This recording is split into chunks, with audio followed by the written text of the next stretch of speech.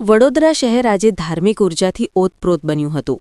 આંતરરાષ્ટ્રીય હિન્દુ પરિષદના રાષ્ટ્રીય અધ્યક્ષ ડોક્ટર પ્રવીણ તોગડિયાની ઉપસ્થિતિએ શહેરમાં એક અનોખો ઉત્સાહ જગાવ્યો હતો.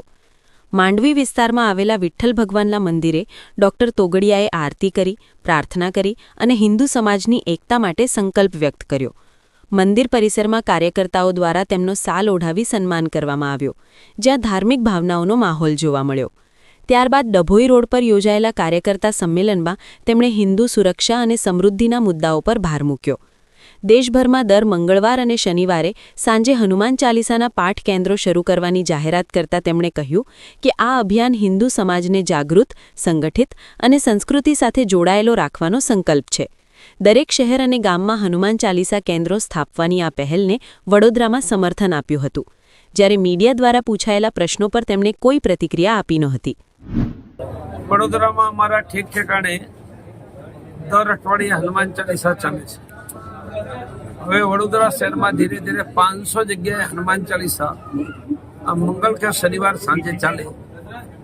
અને જ્યાં હનુમાન ચાલીસા ચાલે ત્યાં લોકોને દરરોજ સવારે ઘરમાં મંત્રો બોલાવવા, ધર્મનું આચરણ કરવું, રોગ ન થાય એવી ટ્રેનિંગ આપવી અને ચિંતા મુક્ત રહે એવી 4 વસ્તુઓ એક હનુમાન ચાલીસા 100-200 કુટુંબ એવા 1 લાખ હનુમાન ચાલીસા 1 કરોડ કુટુંબને રોગ મુક્ત કરશે, ચિંતા મુક્ત કરશે, ધર્મનું આચરણ કરાવી અને 1 કરોડ હિન્દુઓનું સંગઠન ઊભું કરશે.